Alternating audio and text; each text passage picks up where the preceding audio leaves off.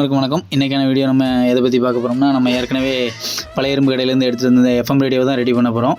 அதில் வேறு எந்த பெரிய பிரச்சனையும் இல்லை. அது ஸ்பீக்கர் அவுட்புட் மட்டும் தான் வர மாட்டேங்குது. அது என்னென்னு கலத்தி பார்த்துட்டு நம்ம அதை ரெடி பண்ண போகிறோம். அதை கலத்தி பார்க்கும்போது அது ஓவர் வால்டேஜ் வந்தோன்னே அந்த ஸ்பீக்கர் லைனுக்கு வர்ற 2 லைனுமே ஒட்டிக்கிச்சு. நல்லா ஹீட்டு ஓவர் ஆகிருந்துருக்கு, அதனால் நல்லா ஒட்டிக்கிச்சு.